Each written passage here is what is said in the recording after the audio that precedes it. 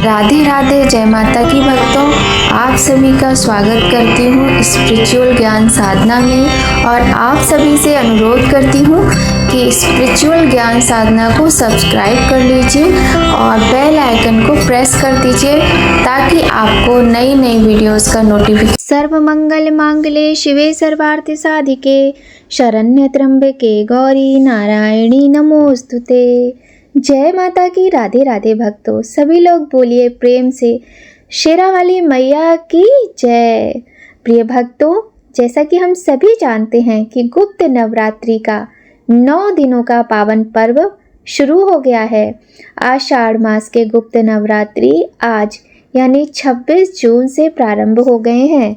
गुप्त नवरात्रि के दौरान माँ काली, तारा देवी, त्रिपुर सुंदरी, भुवनेश्वरी, माता छिन्नमस्ता, त्रिपुर भैरवी, माँ धूमावती, माता बगलामुखी, मातंगी और कमला देवी की पूजा की जाती है। गुप्त नवरात्रि तांत्रिक क्रियाओं, शक्ति साधना और महाकाल आदि से जुड़े लोगों के लिए महत्वपूर्ण मानी जाती है। प्रिय भक्तों, आज हम आपको कथा सुनाते हैं। बड़ी ही प्राचीन, पावन और प्रामाणिक कथा है यह गुप्त नवरात्रि की।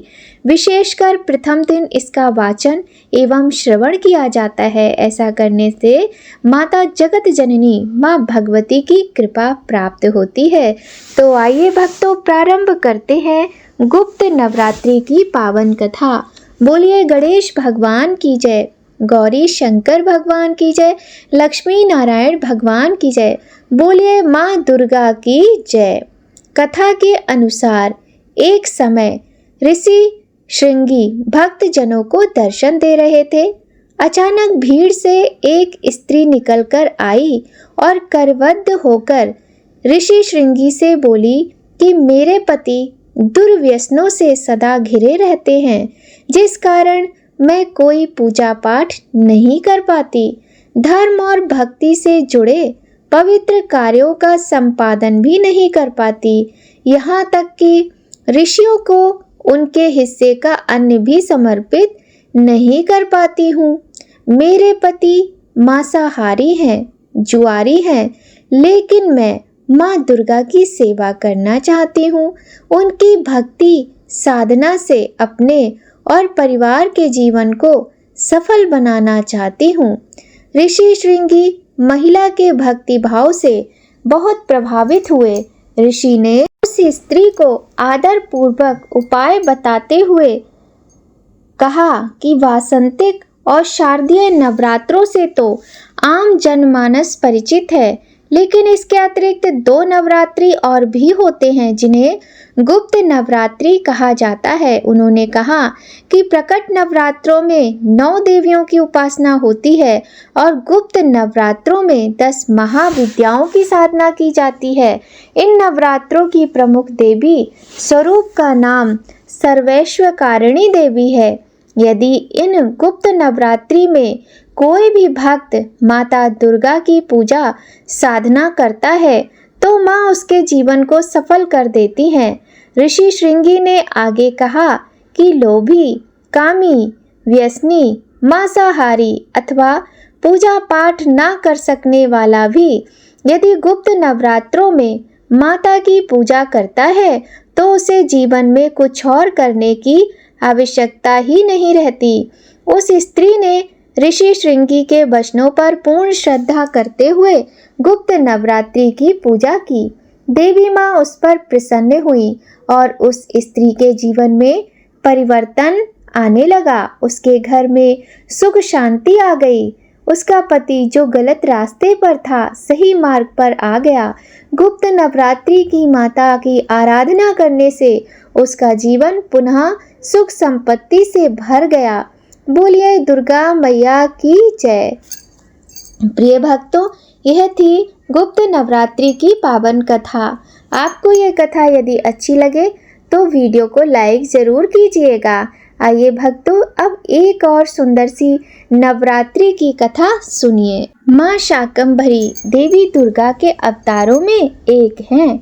दुर्गा के सभी अवतारों में माँ रक्त दंतिका भीमा, भ्रामरी, शताक्षी तथा शाकंभरी प्रसिद्ध हैं।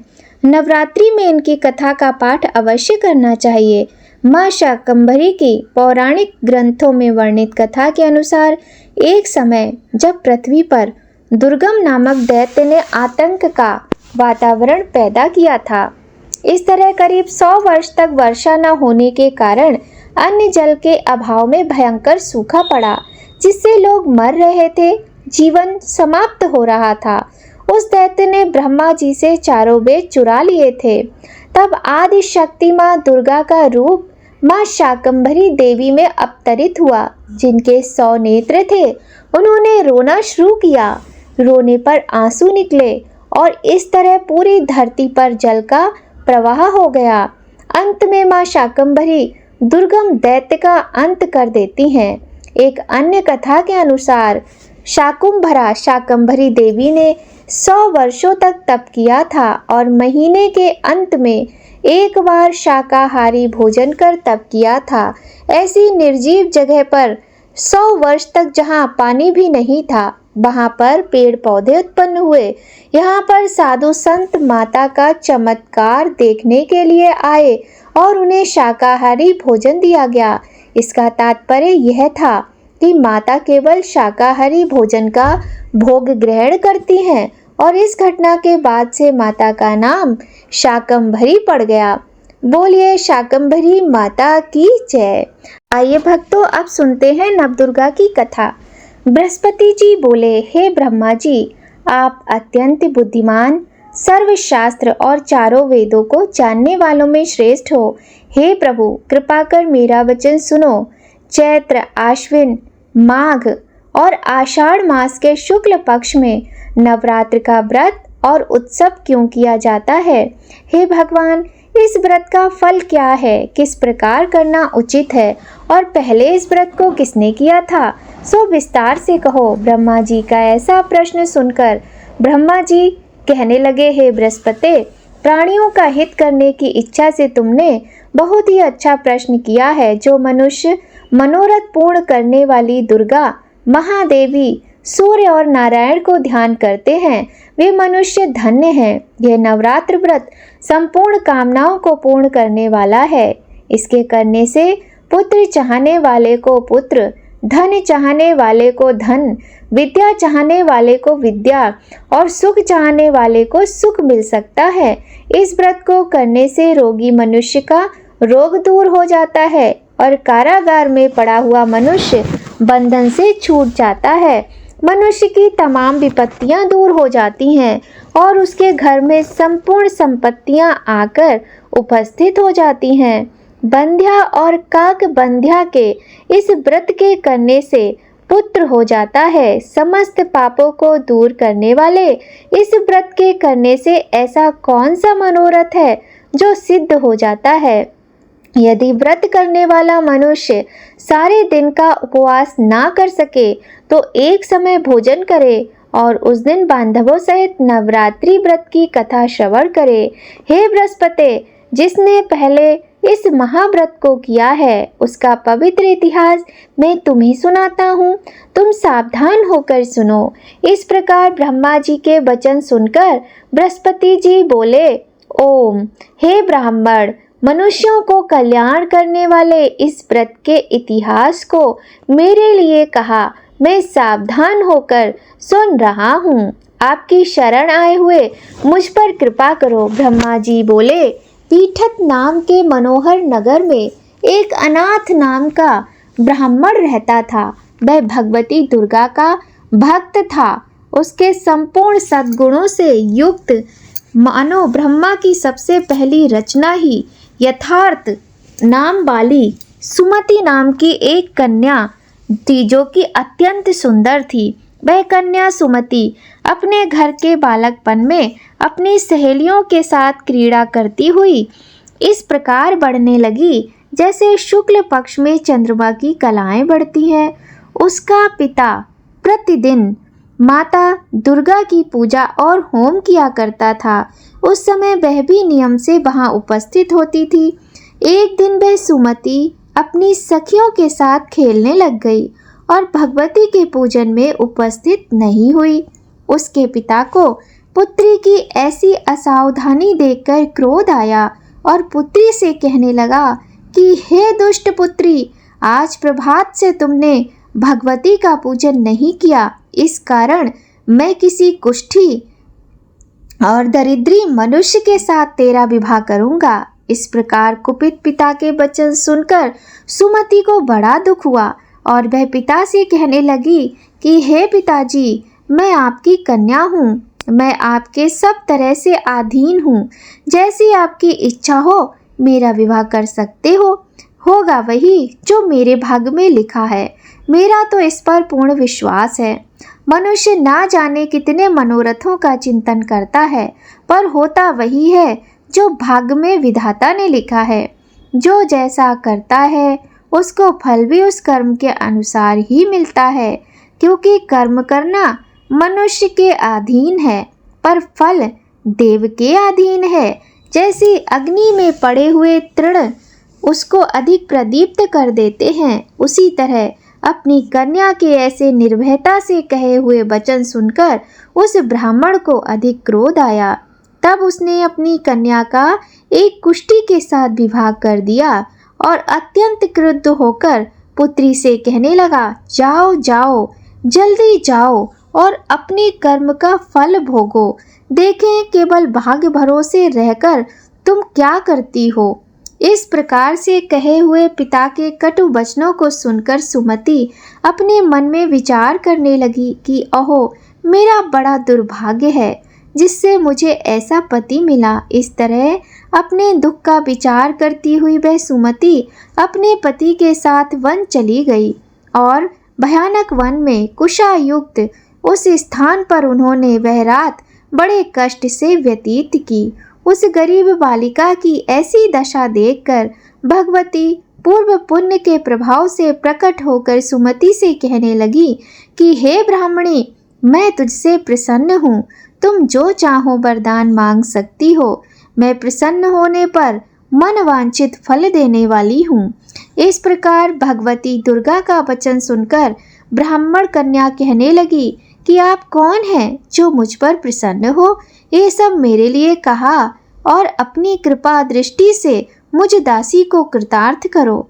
ऐसा ब्राह्मणी का वचन सुनकर देवी कहने लगी कि मैं आदि शक्ति हूँ और मैं ही ब्रह्मा, विद्या और सरस्वती हूँ। मैं प्रसन्न होने पर प्राणियों के दुख दूर कर उनको सुख प्रदान करती हूँ। हे ब्राह्मणी, मैं तुम पर तेरे पूर्व जन्म के पुण्य से प्रसन्न हूँ। तुम्हारे पूर्व जन्म का वृतांत सुनाती हूँ, सुनो।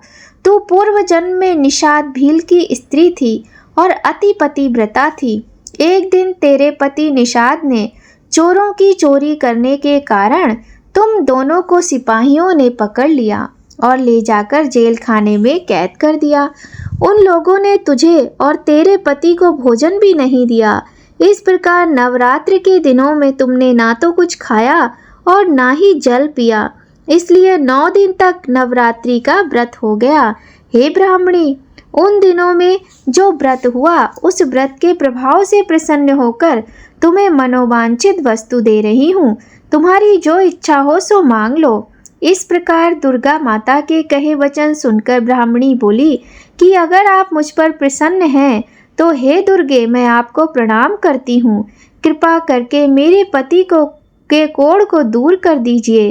देवी कहने लगी कि उन दिनों में जो पुण्य तुमने किया था उस व्रत के एक दिन का पुण्य अपने पति का कोढ़ दूर करने के लिए अर्पण करो। मेरे प्रभाव से तेरा पति कोढ़ से रहित और सोने के समान शरीर वाला हो जाएगा। ब्रह्मा जी बोले। इस प्रकार देवी का वचन सुनकर वह ब्राह्मणी बड़ी प्रसन्न हुई और पति को निरोग करने की इच्छा से ठीक हुई है, ऐसा बोली। तब तक उसे उसके पति का शरीर भगवती दुर्गा की कृपा से कुष्ठहीन होकर अति कांति युक्त हो गया, जिसकी कांति के सामने चंद्रमा की कांति भी क्षीण हो जाती है। वह ब्राह्मणी पति की मनोहर देह को देखकर देवी को अति पराक्रम वाली समझकर स्तुति करने लगी कि हे दुर्गे, आप दुर्गति को दूर करने वाली, तीनों जगत का संताप हरने वाली, समस्त दुखों को दूर करने वाली, रोगी मनुष्य को निरोग करने वाली, प्रसन्न होने पर मनोवांछित वस्तु को देने वाली और दुष्ट मनुष्य का नाश करने वाली हो। तुम ही सारे जगत की माता और पिता हो। हे अम्बे, मुझ अपराध रहित अबला की मेरे पिता ने कुष्ठी के साथ विवाह कर मुझे घर से निकाल दिया। उनकी निकाली हुई मैं पृथ्वी पर घूमने लगी। आपने ही मेरी इस आपत्ति रूपी समुद्र से उद्धार किया है। हे देवी, मैं आपको प्रणाम करती हूँ, इस दीन की रक्षा करो। ब्रह्मा जी बोले, हे बृहस्पति, इसी प्रकार उस सुमति ने मन से देवी की बहुत स्तुति की। उसकी इस स्तुति से सुनकर देवी को बड़ा संतोष हुआ और ब्राह्मणी से कहने लगी कि हे ब्राह्मणी, तुम्हारे उदायल नाम का एक अति बुद्धिमान, धनवान, कीर्तिवान और जितेंद्रिय पुत्र शीघ्र होगा। ऐसा कहकर वह देवी उस ब्राह्मणी से फिर कहने लगी कि हे ब्राह्मणी, और जो कुछ तेरी इच्छा हो वह मनवांछित वस्तु तुम मांग सकती हो। ऐसा भगवती दुर्गा का वचन सुनकर सुमति बोली, हे भगवती दुर्गे, अगर आप मुझ पर प्रसन्न हैं तो कृपा कर मुझे नवरात्रि विधि बताइए। हे दयावती, जिस विधि से नवरात्र व्रत करने से आप प्रसन्न होती हैं, उस विधि और उसके फल को मुझे विस्तार से वर्णन करें। इस प्रकार ब्राह्मणी के वचन सुनकर दुर्गा देवी कहने लगी कि हे ब्राह्मणी, मैं तुम्हारे लिए संपूर्ण पापों को दूर करने वाली नवरात्र व्रत की विधि को बताती हूँ, जिसको सुनने से तमाम पापों से छूटकर मोक्ष की प्राप्ति हो जाती है। आश्विन मास के शुक्ल पक्ष की प्रतिपदा से लेकर 9 दिन तक विधि पूर्वक व्रत करें। यदि दिन भर का व्रत ना कर सके तो एक समय का भोजन करें। पढ़े लिखे ब्राह्मणों से पूछकर घट स्थापना करें और वाटिका बनाकर उसको प्रतिदिन जल से सींचें। महाकाली, महालक्ष्मी और महासरस्वती की मूर्तियां बनाकर उसकी नित्य विधि से पूजा करें और पुष्पों से विधि पूर्वक अर्घ दें। पिजौरा के फूल से अर्घ देने से रूप की प्राप्ति होती है। जायफल से कीर्ति, दाख से कार्य की सिद्धि होती है। आंवले से सुख और केले से भूषण की प्राप्ति होती है। इस प्रकार फलों से अर्घ देकर यथाविधि हवन करें। खांड, घी, गेहूं, शहद, जौ, तिल, बिंब, नारियल, दाख और कदम्ब, इनसे हवन करें। पुष्पों से धन और पत्तनों से तेज और सुख की प्राप्ति होती है। गेहूं होम करने से लक्ष्मी की प्राप्ति होती है। खीर व चंपा के पुष्पों से धन की प्राप्ति होती है। आंवले से कीर्ति और केले से पुत्र प्राप्त होता है। कमल से राज सम्मान और दुखों से सुख संपत्ति की प्राप्ति होती है। व्रत करने वाला मनुष्य इस विधान से होम कर आचार्य को अत्यंत नम्रता के साथ प्रणाम करे और यज्ञ की सिद्धि के लिए उसे दक्षिणा दे। इस महाव्रत को पहले बताई हुई विधि के अनुसार जो कोई करता है उसके सब मनोरथ सिद्ध हो जाते हैं, इसमें तनिक भी संशय नहीं है। इन 9 दिनों में जो कुछ दान आदि दिया जाता है उस दान के प्रभाव से मनुष्य को करोड़ों गुना फल मिलता है। इस नवरात्रि के व्रत करने से ही अश्वमेघ यज्ञ का फल मिलता है। हे ब्राह्मणी, इस संपूर्ण कामनाओं को पूर्ण करने वाले उत्तम व्रत को तीर्थ, मंदिर अथवा घर में ही विधि के अनुसार करें। ब्रह्मा जी बोले कि हे बृहस्पति, इस प्रकार ब्राह्मणी को व्रत की विधि और फल बताकर देवी अंतर्ध्यान हो गई। जो मनुष्य या स्त्री इस व्रत को भक्ति पूर्वक करता है वह इस लोक में सुख पाकर अंत में दुर्लभ मोक्ष को प्राप्त करता है। हे बृहस्पति, यह दुर्लभ व्रत का महात्म्य मैंने तुम्हारे लिए बतलाया है। ऐसा ब्रह्मा जी के वचन सुनकर बृहस्पति जी आनंद के कारण रोमांचित हो गए और ब्रह्मा जी से कहने लगे, हे ब्रह्मा जी, आपने मुझ पर अति कृपा की जो अमृत के समान इस नवरात्रि व्रत का महात्म्य सुनाया। हे प्रभु, आपके बिना और कौन इस महात्म्य को सुना सकता है। ऐसे बृहस्पति जी के वचन सुनकर ब्रह्मा जी बोले कि हे बृहस्पति, तुमने सब प्राणियों का हित करने वाले इस अलौकिक व्रत को पूछा है, इसलिए तुम धन्य हो। यह भगवती शक्ति संपूर्ण लोकों का पालन करने वाली है। इस महादेवी के प्रभाव को कौन जान सकता है भला। बोलिए भगवती माँ दुर्गा की जय। प्रिय भक्तों, अत्यंत पावन नवरात्रि की ये कथाएं आपको कैसी लगी ज़रूर बताइएगा। यदि अच्छी लगे तो लाइक कीजिएगा। आप सभी लोगों पर माता जगत जननी माँ भगवती की कृपा सदा बनी रहे, इसी कामना के साथ भक्तों, जय माता की। राधे राधे।